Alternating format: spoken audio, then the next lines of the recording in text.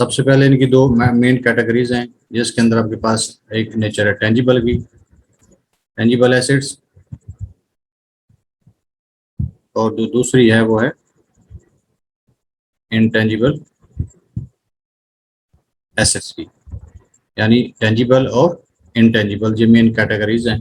तो tangible assets कौन से होंगे? वो एसेट्स जिनको हम देख सकते हैं, छू सकते हैं, और जो जगह घेरते हैं वो क्या कहलाते हैं?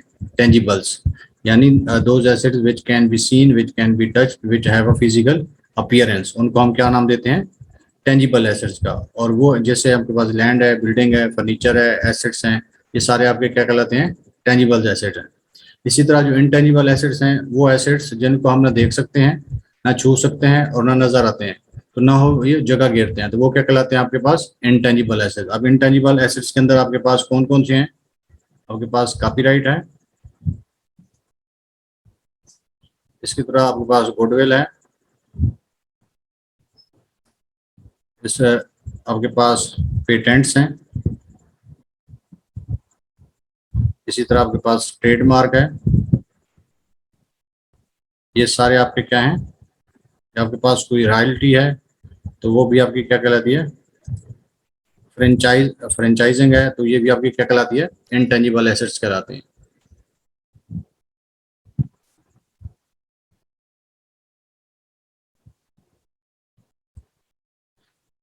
और जबकि आपके पास टेंजिबल एसेट्स हैं, इनके हम क्लासिफिकेशन देखें तो आपके पास आ जाते हैं फिक्स एसेट्स।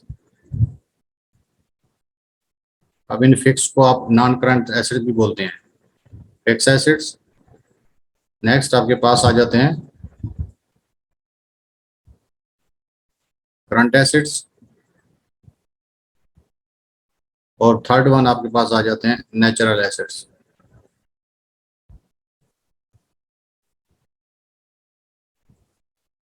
अब नेचुरल एसेट्स कौन से होते हैं? Those asset which have been gifted by the god and which have been received without any cost. आपको ऑयल, गैस, फॉरेस्ट जो कुदरत की तरफ से मिले हुए हैं, ये सारे आपके क्या कहलाते हैं? नेचुरल एसेट्स कहलाते हैं। अब जबकि आपके पास जो फिक्स एसेट्स हैं वो ऐसे those assets which perform their functions for long time, which provide benefits for more than 1 year, या which are necessary for operating of the business, के बिजनेस को ऑपरेट करने के लिए जिनका होना लाजमी है, वो आपके क्या कहलाते हैं? फिक्स एसेट कहलाते हैं। जिनके अंदर लैंड है, बिल्डिंग है, मशीनरी है, फर्नीचर है, ये प्रीमिसेस हैं, ये सारे आपके क्या कहलाते हैं? फिक्स एसेट कहलाते हैं।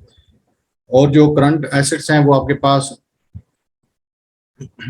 वो एसेट्स जो आपके वर्किंग फ्लो को मेंटेन रखने के लिए लाजमी होते हैं, जो आपका वर्किंग कैपिटल कहलाता है, यानी current assets minus current liabilities, ये क्या कहलाता है? वर्किंग। यानी बिजनेस को वर्किंग पोजीशन में रखने के लिए जो एसेट्स दरकार होते हैं वो क्या कहलाते हैं? Current assets. अब इसके करंट एसेट्स के अंदर आपके पास क्या आ जाते हैं? कैश इन हैंड है, कैश एट बैंक है, इसी तरह इन्वेंट्री है, आपके पास प्रीपेड एक्सपेंसेस हैं,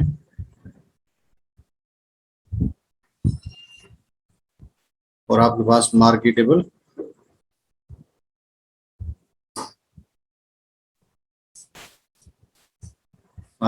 सिक्योरिटीज हैं, और प्लस आपके पास डेटर्स या अकाउंट्स रिसीवेबल भी किस में आते हैं? ये आपके करंट एसेट आते हैं। अब करंट एसेट होते कौन से हैं?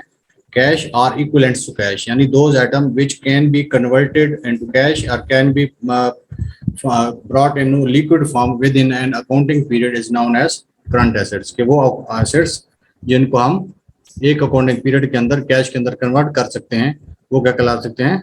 रिसीवेबल। या अकाउंट्स रिसीवेबल आते हैं, अकाउंट्स पेएबल बेटा इसमें नहीं आते एसेट्स के अंदर, वो करंट लायबिलिटीज में आती है अकाउंट्स पेएबल। ठीक है, अब हम इनको ये देखते हैं कि जब नेचुरल एसेट्स का हम यूटिलाइज करते हैं तो इनकी वर्थ में, वैल्यू में जो कमी आती है, तो इसको हम नाम देते हैं डिप्लीशंस का। क्या देते हैं? यानी इसको हम, इनकी वैल्यू में जब भी कोई कमी आएगी हम उसको क्या करेंगे? डिप्लीट। यानी आपके एसेट जो है वो डिप्लीट होता जाएगा। कोयले की कान थी, आपने कोयला निकाला और एक कान खत्म हो गई, डिप्लीट हो गई। आपने नमक की कान थी, नमक निकाला, कान क्या होगी? खत्म हो गई। आपके पास किसी भी किस्म की मिनरल्स जितनी निकल रही होती हैं, एक्सट्रैक्ट कर रहे होते हैं, तो जब वो खत्म हो जाती है तो आपको वो डिप्लीट हो जाती है, उसको हम क्या नाम देते हैं, डिप्लीशन का। इसी तरह जब आपकी फिक्स एसेट की वैल्यू में कमी आती है तो हम इसको नाम देते हैं डेप्रिसिएशन का। इसका नाम देते हैं डेप्रिसिएशन का। और जब आपके पास एक और एसेट्स की टाइप है, सॉरी ये इनटेंजिबल एसेट्स, तो इनके एसेट्स की वैल्यू में जब कमी आती है तो इसको हम नाम देते हैं अमॉर्टाइजेशन का। अमॉर्टाइजेशन, इसको ऊपर लिख देते हैं।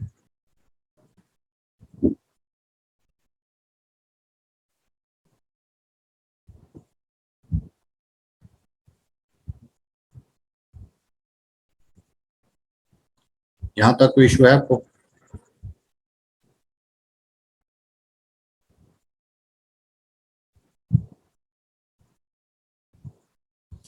जी बिल्कुल जी, डेप्रिसिएशन आपका नॉन कैश एक्सपेंस होता है,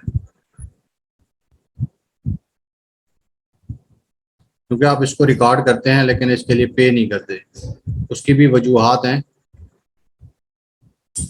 जी बेटा, ये आपकी प्रैक्टिस के लिए बताऊंगा, तो उसके बाद आपको बुक्स भी शायद बता दूंगा कहाँ से आपने प्रैक्टिस करनी है, और खुद भी मैं आपको ग्रुप के अंदर सेंड कर दूंगा।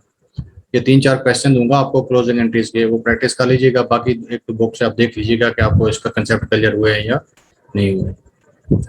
अच्छा ये बताएं, यहाँ तक कि आपको कंसेप्ट क्लियर है, आगे मूव करें या अभी कोई यहाँ से कोई क्वेश्चन है तो आप कर लें, क्योंकि टॉपिक वाइज ये साथ साथ चलते रहेंगे।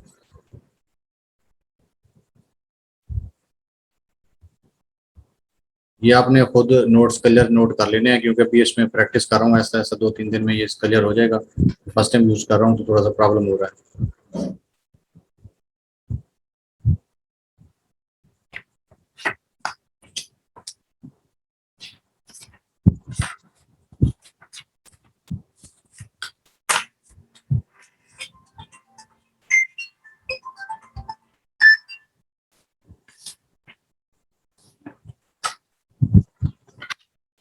Just a minute।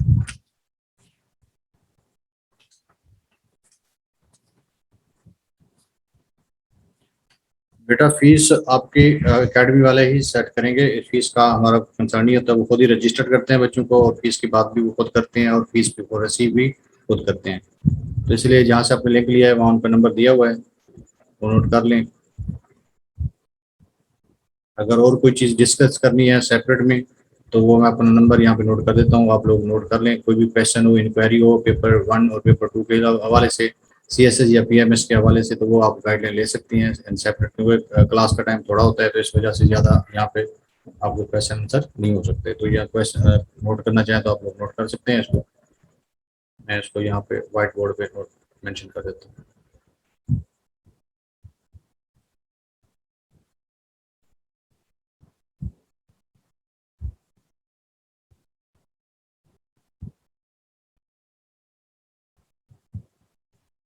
हमने कोई क्वेश्चन करना है, कोई कंसेप्ट अकाउंटिंग और ऑडिटिंग के बारे में, तो आप इस नंबर पे रब्ता कर सकती हैं। लेकिन रजिस्ट्रेशन के लिए और फीस के लिए वो आपने एकेडमी के नंबर पे नोट करना है, जो आपके ग्रुप्स के अंदर नंबर दिया हुआ है। यहाँ पे डेमो सेशन आपका लिंक है, वहाँ उसके नीचे भी आपको नंबर दिए हुआ है। चलिए हम इसको नेक्स्ट चलते हैं।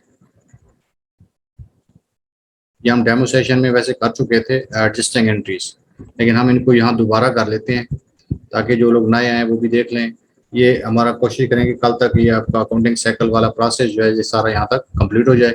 नेक्स्ट हम मेन टॉपिक्स की तरफ मूव करेंगे। तो ये है जी आपके पास एडजस्टिंग एंट्रीज कौन सी हैं। इसकी आप ऐसे करें, पहले चैप्टर में है इसको एडजस्टिंग एंट्रीज, वहाँ से डिस्कस कर लेते हैं, बाद में इस पे इस बोर्ड पे डिस्कस कर लेंगे।